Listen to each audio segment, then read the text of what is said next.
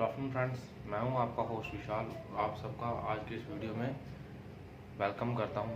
आज की इस वीडियो में हम बात करेंगे, कुछ टिप्स आपको देंगे आइल्स की स्पीकिंग के बारे में कि आपने कौन कौन से ट्रिक्स जो हैं वो अप्लाई करने हैं इन आइल्स स्पीकिंग इन 2023 कि 2023 के लिए आप किन टिप्स का इस्तेमाल करके जो लेटेस्ट टिप्स हैं आप अपने आइल्स के जो स्पीकिंग के बैंड्स हैं उनको इंक्रीज़ कर सकते हो। तो जो मेरे चैनल पर नए आए हैं, मेरी वीडियो पहली बार देख रहे हैं, तो kindly subscribe my channel and press the bell icon so that you will get notification whenever we upload a new video. So without wasting any time, let's start the video. सबसे पहले हम देखते हैं कि आइलेट्स का जो speaking module है वो होता क्या है। बेसिकली बच्चे ये एक टेस्ट है, स्पीकिंग का मॉड्यूल होता है आइलेट्स में, जिसका टाइम कितना होता है 10 to 15 मिनट तक ये चलता है। और ये आपका 1-to-1 इंटरव्यू होता है एक एग्जामिनर के साथ। इंटरव्यू होगा आपका 1-to-1, जिसमें आप एग्जामिनर के बिल्कुल अपोजिट बैठोगे और आपको उसके क्वेश्चंस के आंसर करने होते हैं जो आपको वो पूछेगा। इसमें भी 3 पार्ट्स होते हैं। पार्ट 1 जो वो आपसे आपके लिए ही पूछेगा about your self, part 2 is Q card and part 3 of follow up questions. जो पार्ट 1 है उसके होते हैं 2 बैंड्स, जो पार्ट 2 है क्यू कार्ड उसके होते हैं 4 bands and part 3 that is follow up question उसके होते हैं 3 बैंड्स।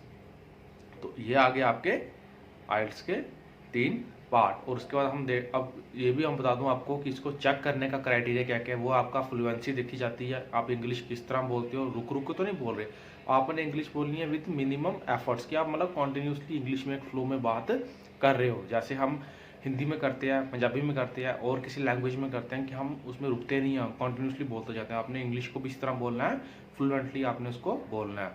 नेक्स्ट है आपकी प्रोनाउंसिएशन, कि आप किस वर्ड को किस तरीके से प्रोनाउंस कर रहे हो। आपकी प्रोनाउंसिएशन बिल्कुल क्लियर होनी चाहिए कि आप जो बोलना चाह रहे हो एग्जामिनर को वो वाला वर्ड जो है वो बिल्कुल समझ आ रहा है। तो आपने इस चीज़ का भी उसमें ध्यान रखना है। एंड नेक्स्ट रीवर वोकैबुलरी, आपको वोकैबुलरी पता होनी चाहिए।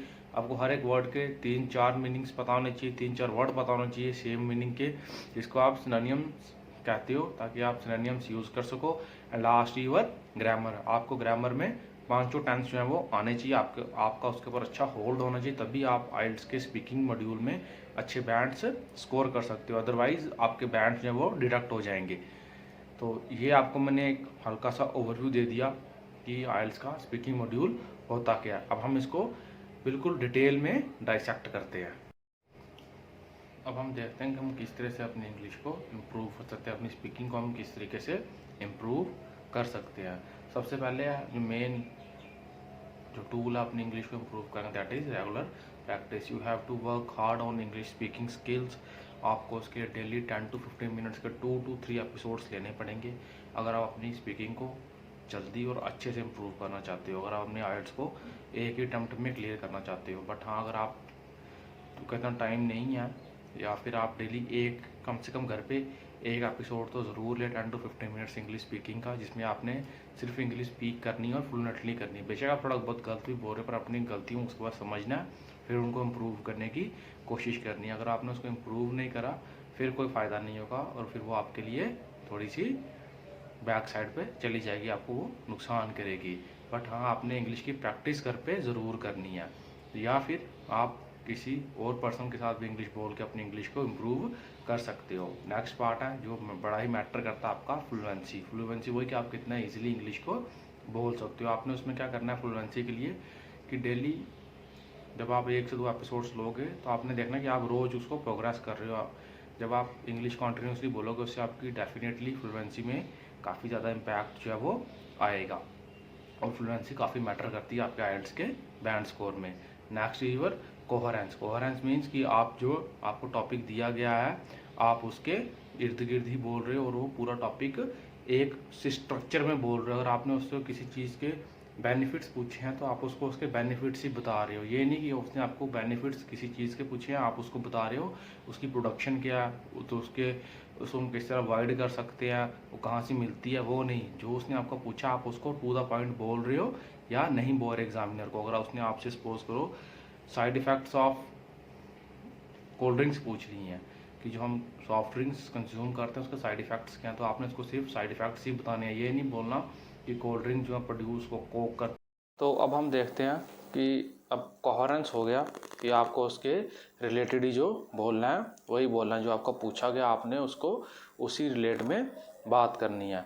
And now third is your confident, कि आपने एग्जामिनर को जो भी आंसर देना है वो आपने प्रॉपरली कॉन्फिडेंशली होके ही देना है। आपने एग्जामिनर को प्रॉपर कॉन्फिडेंट में आके ही आंसर देना है। जब आप उससे कोई भी बात कर रहे हो आपको उस बात का प्रॉपर कॉन्फिडेंस होना चाहिए कि हाँ कॉन्फिडेंट में, ये नहीं कि yes sir I know that, no आप बोल रहे हो yes definitely we will move to this topic, this are disadvantages and on the other side this will have the this type of disadvantages also. तो आपने उसके लिए क्या करना है, प्रॉपरली कॉन्फिडेंट में रह के ही एग्जामिनर को आंसर करना है। अगर आप कॉन्फिडेंट में रह के आंसर करोगे तो ही आपको बेनिफिट है, अदरवाइज आपको उतना बेनिफिट नहीं होगा और आपके मार्क्स जो है वो डिडक्ट हो जाएंगे। इसलिए कॉन्फिडेंस भी बहुत ज़्यादा इंपॉर्टेंट मैटर करता है जब भी आप एग्जामिनर को आंसर दे रहे हो। तो बी कॉन्फिडेंट। कॉन्फिडेंट कब आएगा, जब आपकी वोकैबुलरी स्ट्रांग होगी, ग्रामर स्ट्रांग होगी, फ्लुएंसी अच्छी होगी, प्रैक्टिस की होगी, तभी आप कॉन्फिडेंस में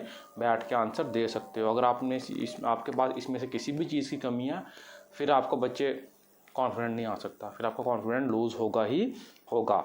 और उसके लिए आपने क्या करना है, अपनी वोकैबुलरी पे काफ़ी ज़्यादा वर्क करना है, उसको काफ़ी ज़्यादा एक्सपैंड करना है। आपको जो मेन यूज़ वर्ड होते हैं आइल्स में उसके आपको 3 से 4 वर्ड्स, जो 4 डिफरेंट वर्ड्स पता होने चाहिए जिससे आप उसको आंसर कर सको और आपकी रिपीटिशन ऑफ द वर्ड्स भी ना हो, जिसको हम बोलते हैं सिनोनिम्स।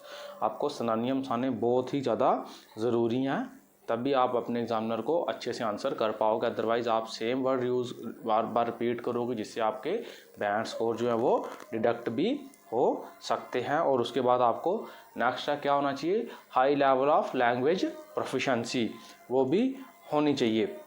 कि मीन्स आप ज़्यादा कुछ एफर्ट्स किए इंग्लिश अच्छे से बोल सकते हो। आपकी जो लैंग्वेज प्रोफिशेंसी है वो हाई लेवल की होनी चाहिए, इंक्रीज़ होनी चाहिए। मतलब आपको बिना ज़्यादा एफर्ट्स किए इंग्लिश बोलनी आती है। अगर आपको आती है तभी आपके जो वो बैंड्स वो इंक्रीज़ होंगे और आपको उस एग्जामिनर को पता चलेगा कि नहीं ये बच्चा फ्लुएंटली और विदाउट मच एफर्ट्स इंग्लिश जो है वो बोल सकता है।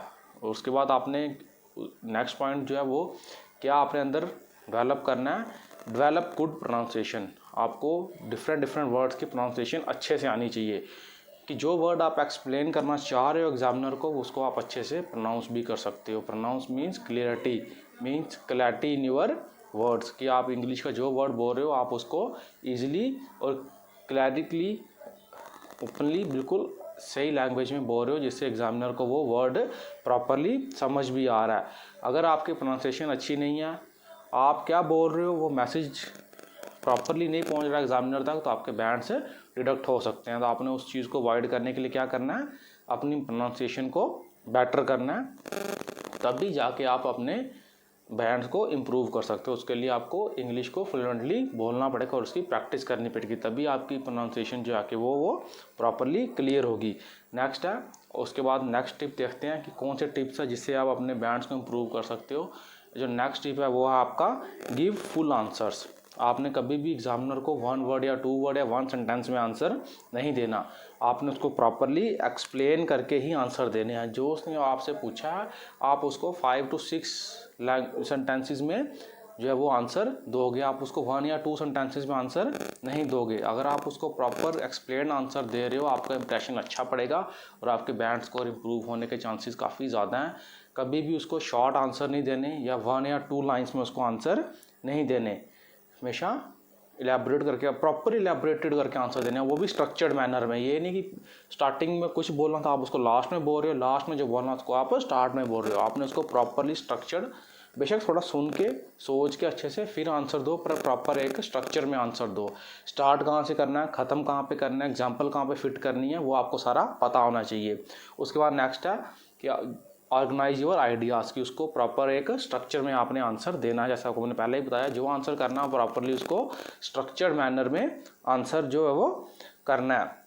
आपने जो भी आप उस आंसर में बोलना चाहते हो, जो थिंग्स आप कवर करना चाहते हो, जो टॉपिक्स आप कवर करना चाहते हो, आपने उनको प्रॉपरली प्लान करके स्ट्रक्चर्ड में एक स्ट्रक्चर्ड वे में उसको आंसर करना है। अगर आपने उसको आंसर स्ट्रक्चर्ड वे में नहीं किया तो फिर वो क्या होगा फिर आपको आपका आंसर ऊपर नीचे हो जाएगा, उसका स्ट्रक्चर जो है वो ख़राब हो जाएगा, जिससे आपके बैंड स्कोर पे भी उसका इम्पैक्ट आ सकता है। तो इसलिए जब भी आपने आंसर करना है उसको प्रॉपर एक प्लान्ड वे में आंसर करना है। आंसर को एक आपने प्रॉपरली प्लान करके ही आंसर जो है वो करना है।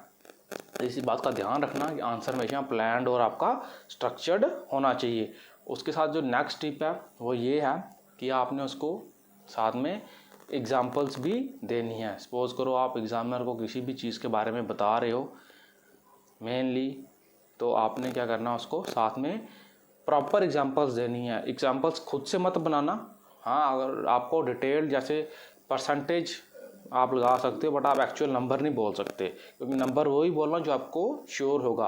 कई बार क्या होता है कि एग्जामिनर को भी वो नंबर पता होता है, अगर आपने नंबर गलत बोल दिया तो आपका जो है वो बैड इम्पैक्ट भी पड़ सकता है। हाँ, आप उसका परसेंटेज बता सकते हो कि इतने परसेंट ये था। सपोज हम बोलते हैं कि that specific country is the largest producer of the CO2 in the world, तो आप कंट्री का नाम बोल दो और near about 60% of the global CO2 is emitted by the that specific nation. आप इस तरीके से बोल सकते हो, बट हाँ आपने उसके साथ में एग्जांपल ज़रूर लगानी है, और वो भी एक प्रॉपर स्ट्रक्चर मैनर में।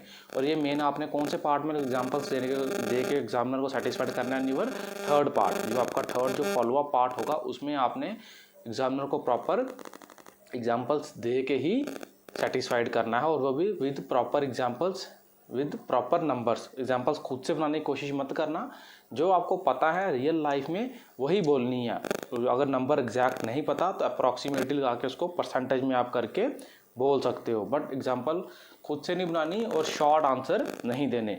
नेक्स्ट है बी अवेयर ऑफ टाइम, बहुत ज़रूरी है आइल्स में, खासकर स्पीकिंग में।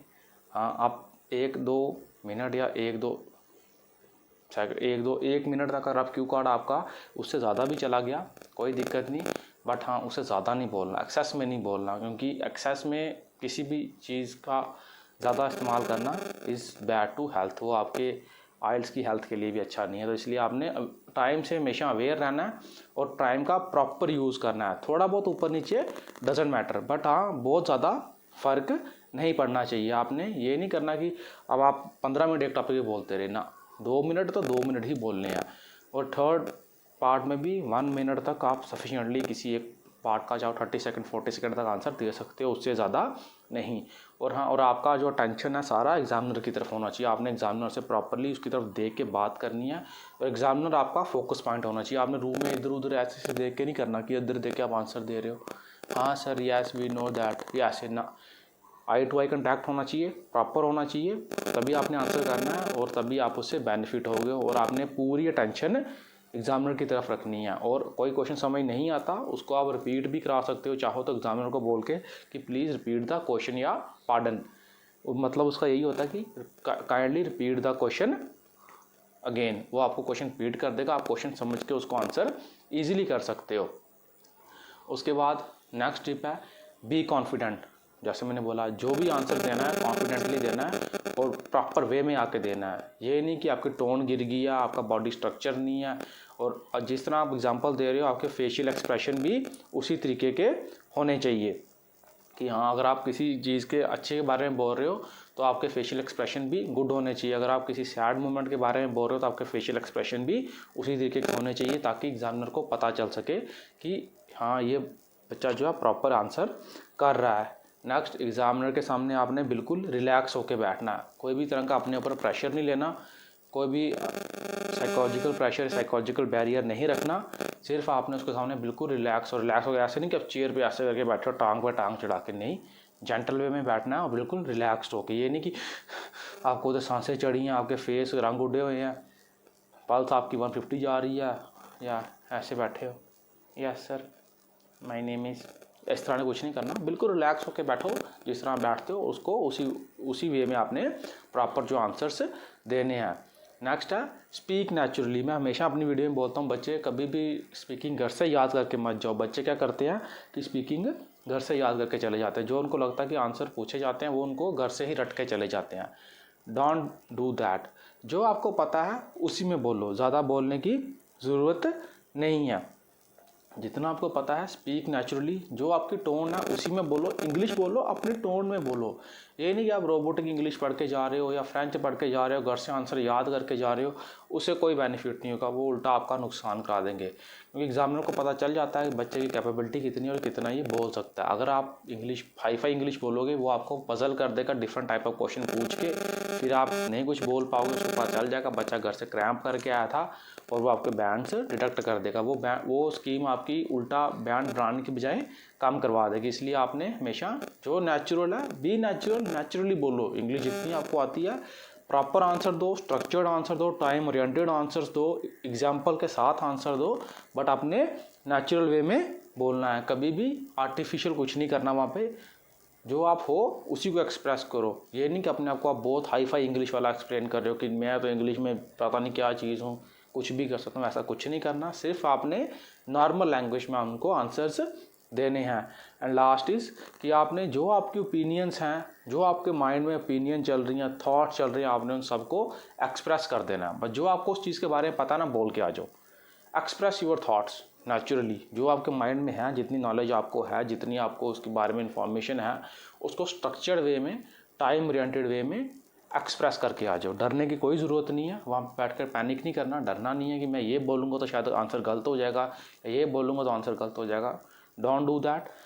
जो है नेचुरल वे में बोलो, कोई दिक्कत नहीं। जो बैंड आएंगे तो वो अच्छे ही आएंगे। अगर आप नेचुरली बोल रहे हो, टाइम ओरिएंटेड बोल रहे हो, स्ट्रक्चर्ड बोल रहे हो, वोकैबुलरी अच्छी है, प्रोनाउंसिएशन अच्छी है, फ्लुएंसी अच्छी है, यकीन मानो आपके बैंड्स कहीं नहीं गए। एग्जामिनर आपको बैंड्स देने के लिए ही आया, वो आपको कोई तंग करने नहीं आया। बट हाँ, आपको बैंड्स लेने आने चाहिए। आपका स्ट्रक्चर, प्लानिंग, सब कुछ आपकी अच्छी होनी चाहिए। अगर आप प्रॉपर प्लानिंग से बोलोगे, आप इजीली 8 बैंड या 7.5 तो स्पीकिंग में स्कोर कर ही सकते हो। बट उसके लिए आपको नेचुरली बोलना पड़ेगा, आर्टिफिशियली नहीं, याद करके नहीं आते स्पीकिंग में बैंड्स। स्पीकिंग बैंड्स तब आते हैं जब आप नेचुरली बोलते हो। उसके बाद आप कुछ टिप्स देता हूँ आपको, जो आप कर सकते हो, जिससे आप अपनी स्पीकिंग को कॉन्टिन्यूसली इम्प्रूव कर सकते हो। First is practice daily. हो सके दिन में 2 बार 15-15 मिनट्स के एपिसोड ज़रूर प्रैक्टिस कीजिए इफ़ पॉसिबल। अगर आप फ्री हैं, आपके पास टाइम है, जो आप जितना टाइम पेपर से पहले बचा आपके पास आइल्स का, उसमें डेली नॉर्मल 2 टाइम्स तो स्पीकिंग की प्रैक्टिस करनी ही करनी है। 15 मिनट्स 15 मिनट 15 मिनट चाहे सुबह कर लो, 15 मिनट शाम को कर लो, चाहे दोपहर को कर लो।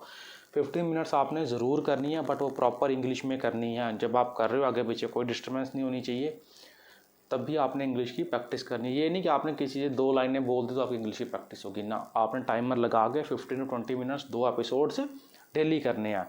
हो सके तो रिकॉर्ड यूर सेल्फ, अपना फ़ोन ले लो, उसमें रिकॉर्डिंग ऑन करके, अगर आपके पास कोई नहीं है बात करने वाला, रिकॉर्डिंग ऑन करके उसमें आप बोल सकते हो 2 से 3 बार दिन में 15-15 मिनट के लिए। फिर उसको डेली सुनो, खुद सुनो कि उसमें खुद उसको एनालाइज करो कि आप उसमें गलतियां क्या कर रहे हो और कौन से वर्ड आप गलत बोल रहे हो, कहाँ पे आपकी प्लानिंग मिस होगी, कहाँ पे आपका स्ट्रक्चर मिस हो गया, कहाँ पे आपका टाइम मिस हो गया। और नेक्स्ट बार जब प्रैक्टिस करो तो उसको माइंड में रख के ही प्रैक्टिस करो, तभी आपकी स्पीकिंग जो है वो सुधर सकती है। अगर आपके पास कोई नहीं है प्रैक्टिस करने के लिए, आप उसको रिकॉर्ड करके भी अपने आप को सुधार सकते हो। क्योंकि आजकल स्मार्टफोन तो हर किसी के पास है, जो बच्चा आइल्स करेगा उसके पास स्मार्टफोन की अवेलेबिलिटी तो है ही है। तो आप फर्दर ऐप्स का यूज़ कर सकते हो, नहीं तो स्मार्टफोन में खुद रिकॉर्ड करके खुद सुनो, खुद अपने आप को इम्प्रूव करो। एक वीडियो सुनो, आज सुनी तो कल फिर दोनों इकट्ठे सुनना, इसके पीछे वाली और जो आप रात को बनाओगे, ताकि पता चले कि पिछली में क्या मिस्टेक्स थी, इसमें आपने कितनी इम्प्रूवमेंट की, और इसमें क्या मिस्टेक्स है जो आपको नेक्स्ट में इम्प्रूव करनी है। और लास्ट है seed feedback from others also, कि जो आपके घर में किसी को इंग्लिश आती है तो उससे भी फीडबैक ज़रूर लें, बट ऑनेस्टी वाला। उसको बोलना कि मेरे में जो गलतियां, आप प्लीज़ मुझे ऑनेस्टली वो गलतियां जो है बता दीजिए, जिससे मैं अपने आप को इम्प्रूव कर सकूं। अगर वो आपको गलतियां नहीं बताएगा तो फिर आप इम्प्रूव नहीं कर सकते। इसलिए सीड आपने फीडबैक लेना है लोगों से, बट वो लेना ऑनेस्टली फीडबैक, जो बिल्कुल सच्चा फीडबैक हो, तभी आप अपने आप को इम्प्रूव कर पाओगे। तो ये थे कुछ टिप्स जिससे आप 2023 में अपने आइल्स के बैंड्स को इम्प्रूव कर सकते हो। अगर किसी को डाउट हो वो मुझे डायरेक्ट कमेंट करके बता सकता है, नहीं तो अगर मेरी वीडियो अच्छी लगी हो, इन्फॉर्मेशन पसंद आई हो, तो kindly subscribe my channel and like this video. और हाँ, इस वीडियो को शेयर करना ना भूलें, जिससे किसी और का फ़ायदा हो सके। Thank you.